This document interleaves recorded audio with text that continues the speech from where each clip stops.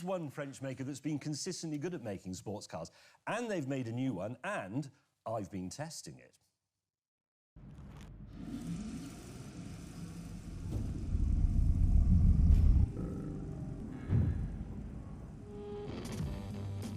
It's called the A110, and it's made by Alpine, a French sports car firm who have a history of hitting the spot.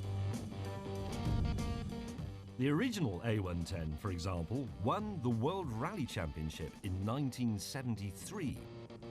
And it's that car that gives the new one not only its name, but also its looks.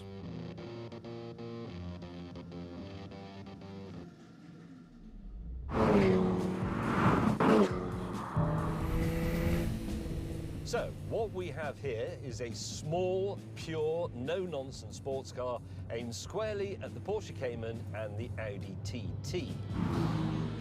And this, unfortunately, is where the problems begin.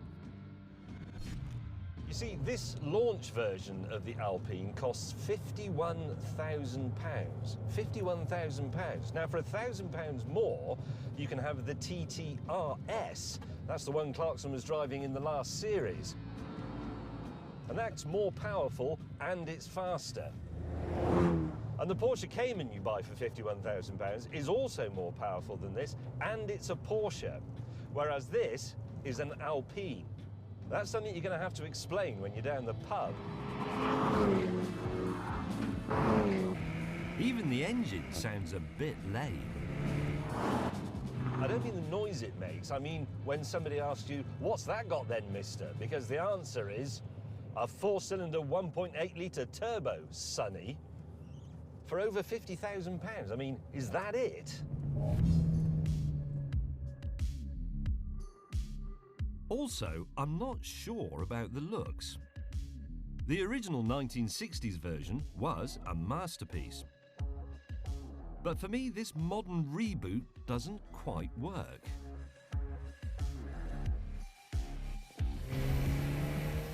The problem, I think, is that on modern cars there are rules about things like how high the headlights are above the ground, how forgiving the bonnet is if you run into a pedestrian. And once you stretch modern legislation over 1960s design language, you end up with a sort of slightly lame tribute act.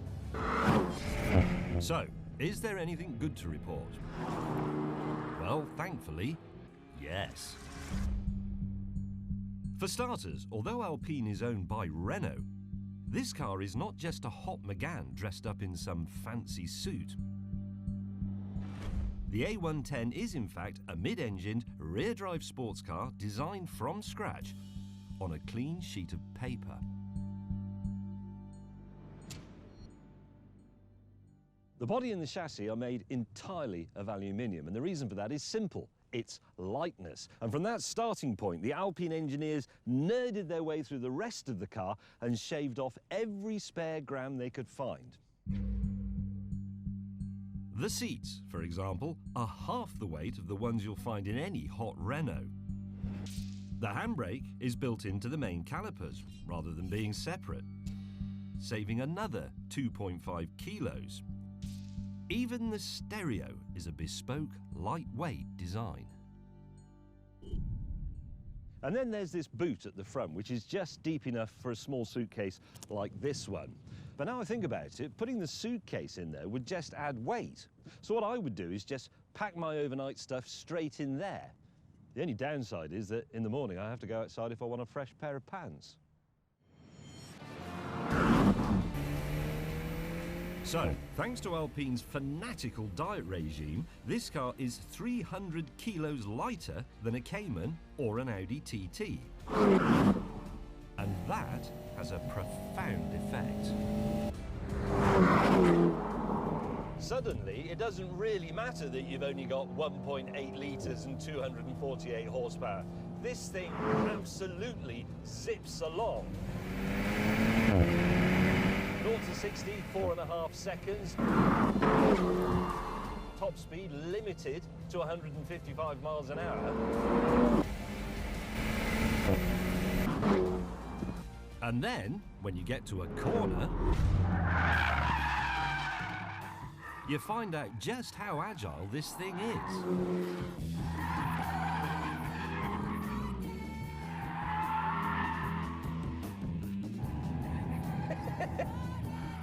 It's like driving a feather.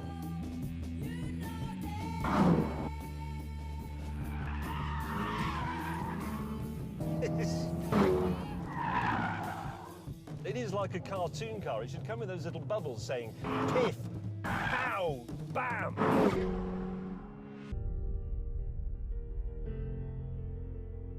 But even though the A110 is built to minimalist principles, you never feel like you're in some miserable Spartan track day car. It has aircon, sat-nav, phone connectivity, all the modern things you want. This whole lightness and smallness thing cascades down in a sort of waterfall of pure joy. Lower weight means you don't need such big tyres, you don't need so much grip. That gives the car more feel. Low weight means you use less fuel, you make lower emissions. It's just win, win, win, win all the way. This is actually the most intelligent car I've driven for years. And I love it for that. I love it.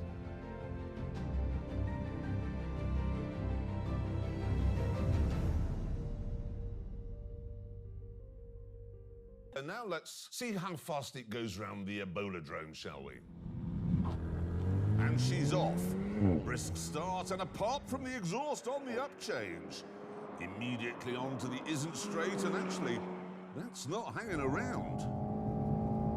Perhaps James was right about the benefits of whatever it was he was saying.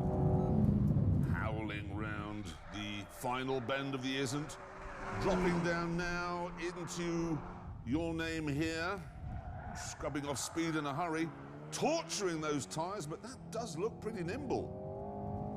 Now the canter back down the isn't. Picking up speed. Dab of brakes at the midpoint. Now much harder on the brakes, flicking down the 7-speed box for old lady's house. Any understeer? No, not bad for a mid-engine car with no weight over the nose. I actually rather like the styling of this, and I'm right. Just field of sheep to go now. Here we are. And oh yes, that's an exuberant drift to finish and across the line. Very good. Oh, very good. Good driving. Yeah. On form.